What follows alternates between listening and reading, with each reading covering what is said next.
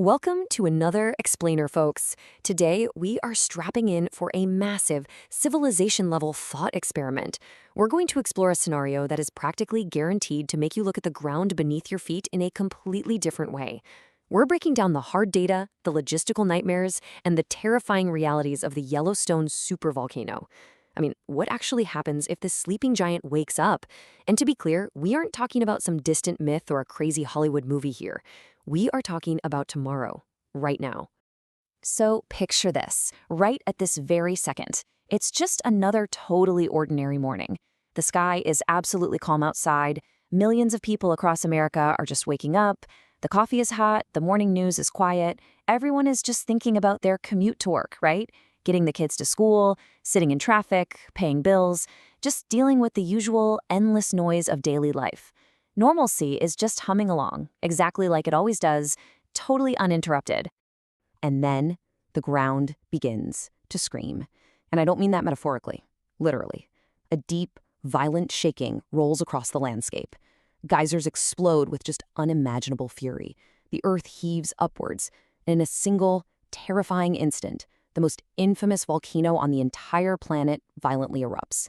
Just like that, the world stops being normal. Forever. Okay, let's dive into this.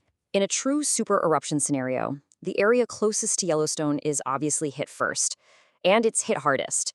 We aren't just talking about a damaged landscape here, it is entirely rewritten. Entire forests flatten instantly under the colossal blast wave. Buildings? They simply collapse.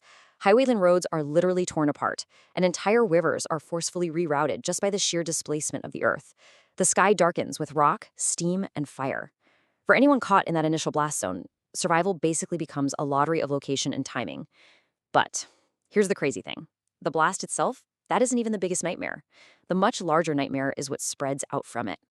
Now, what's really interesting about this slide is how it completely shatters our common perception of ash. When you hear the word ash, you probably think of, soft, harmless dust, kind of like what's left over in a campfire. But volcanic ash is incredibly deceptive. Actually, scratch that. It's straight up dangerous. It's composed of microscopic, jagged rocks, glass and stone that have been shredded by violent heat and pressure. It's incredibly abrasive. It grinds up and destroys mechanical engines. It literally shreds human lungs if you breathe it in. It's heavy enough to collapse the roofs of houses, and it completely ruins water supplies. And depending on the wind, this massive cloud of jagged rock wouldn't just stay in Wyoming. It would blanket huge chunks of the United States, turning normal everyday life into an absolute obstacle course of survival. The terrifying speed of this crisis unfolds in literally just hours. Hour 1 brings that immediate, deafening blast and the localized destruction. But by hour 6, the crisis is rapidly spiraling. Emergency alerts are blaring on every single phone, and flights across the continent are being violently grounded. By hour 12, raw panic sets in. Highways are completely clogged with evacuation traffic moving at this agonizing crawl as people try to somehow outrun the fallout. By hour 24, our power grids begin to heavily strain under the combined weight of ash damage and massive surging demand. Communication lines start faltering. A localized geological event has, in just one day, morphed into a massive logistical nightmare. Bringing this massive systemic failure down to the ground level, the imagery would be absolutely unforgettable. It would be deeply personal. You'd look outside and see ordinary people navigating their own streets wearing heavy masks, scarves, goggles, literally anything to protect their eyes and lungs from this relentless, abrasive falling ash.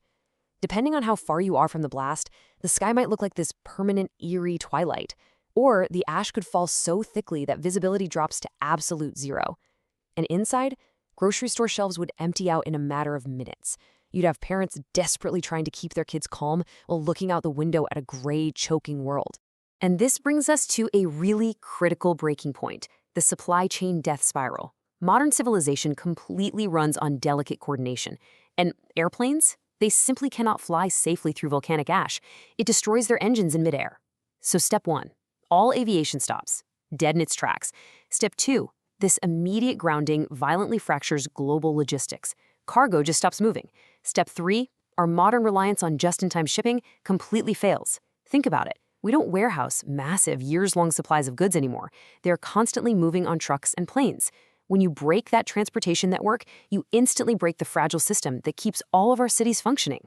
Because of that fractured supply chain, the food crisis becomes one of the most immediate and frankly terrifying realities. Remember those empty grocery store shelves we just talked about? Well, they wouldn't just be empty because of initial panic buying. They would stay empty because the massive ash fallout severely contaminates vital agricultural soil, making farming practically impossible for a long stretch. At the exact same time, this massive ash cloud blocking the sunlight rapidly alters global growing conditions. And even if we somehow had food magically stored up, the distribution networks are utterly paralyzed. The very systems that grow and move our food would be under immense, breaking pressure. Which leads us to a pretty grim scientific concept: volcanic winter. A supereruption of this scale injects staggering amounts of ash and sulfur dioxide gases straight up into the stratosphere. This creates a dense planetary veil that actually reflects sunlight right back into space, causing a significant period of global cooling. Now, it doesn't mean we enter a literal frozen ice age overnight, but it does trigger drastically shortened growing seasons, severe global weather disruptions, and massive agricultural stress all around the planet. A single eruption in the American West would fundamentally manipulate the climate of the entire globe. And this brilliantly illustrates exactly how interconnected we are. Because of these deep ties, a blow to the United States instantly becomes a massive stress test for the entire world order. The global ripple effects would be instantaneous. International financial markets would enter a free-fall panic. Insurance companies would aggressively reassess their global risk models across the board. Fuel prices would absolutely spike as supply chains tangle up. Meanwhile, foreign governments would quietly be bracing for massive economic instability, severe supply shortages, and even the potential movement of international refugees. The global economy is so heavily embedded in America that if America shakes, the entire world trembles. Domestically, the government response would be a scramble of totally unprecedented scale. The White House would be desperately trying to calm a panicked nation. Congress would rapidly approve emergency funding just to keep the economy afloat. The military would be immediately deployed, not for combat, obviously, but for vital logistics, heavy engineering, and rescue transport. And overnight, FEMA would become arguably the most critical and powerful agency in the entire country. But the ultimate question remains, right? How do you actually manage a response when multiple vital systems, power, water, transport, communication, are all failing simultaneously? The challenge isn't just saving lives, it's preserving the very fabric of societal order. Complicating all of this massive effort is the reality of our modern digital age, the misinformation battlefield. Almost immediately, social media would flood with exaggerated claims, outright denials, artificially generated fake footage, and just wild conspiracy theories. In any major disaster, accurate information is literally as vital as food or water, because people are making life or death decisions based on what they believe is happening around them. A total breakdown in public trust and the rapid spread of online rumors would be just as dangerous, and honestly, just as contagious as the falling ash itself. But it is so vital to remember that this story isn't only one of destruction. When the world breaks, the best of humanity often appears in the cracks. Human beings are remarkably, stubbornly resilient. In the absolute thick of this unimaginable disaster, emergency crews would be working around the clock until they physically drop. Neighbors would be out there sharing their dwindling supplies of clean water and food. Everyday volunteers would organize relief shelters in areas safe from the fallout. The sheer force of human endurance and compassion would be a bright, undeniable light against a very dark, ash-filled sky. Eventually, though, the immediate panic has to settle into the agonizingly slow reality of the massive cleanup. And let me tell you, cleaning up volcanic material is a deeply frustrating, massively expensive process. It's not like just sweeping up a light dusting of snow. Every single roof in the fallout zone would need to be meticulously checked to ensure it doesn't cave in under the heavy weight of that ash. City water filters and treatment plants would require massive overhauls. Streets would need heavy machinery just to be cleared, and entire international airports would require microscopic decontamination before a single jet engine could safely be turned on again. The first week of recovery alone would be an absolute Herculean task. Let's move to and see how this builds into the long-term aftermath. Because this immediate recovery eventually gives way to permanent generational shifts in human civilization. In the years following an eruption like this, entire communities might have to permanently relocate away from heavily altered, unlivable landscapes. Global emergency planning would be radically redesigned from the ground up. Every single infrastructure and building standard would be strictly rewritten to account for ash load and complex air filtration. The way we design our cities, the way we protect our fragile food supply, and the way we monitor geology, it would all change completely. Ultimately, a supereruption becomes a defining marker for our species. It draws a stark, unerasable line in human history, before and after which life was simply never exactly the same. It's a profound, sobering reminder that despite all our advanced technology, all our massive skyscrapers, and our artificial intelligence, we do not own nature. We live inside it.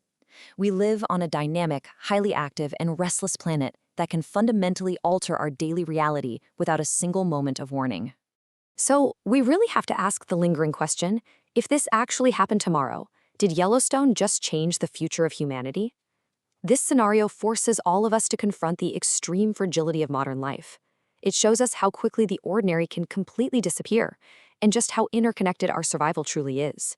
It's not just about a volcano, right? It's about whether our civilization is resilient enough to endure a sudden, massive shock to the systems we absolutely depend on every single day. So, what do you think? Are we truly prepared for the planet to remind us who is really in charge? Thanks for joining this explainer. I'll see you in the next one.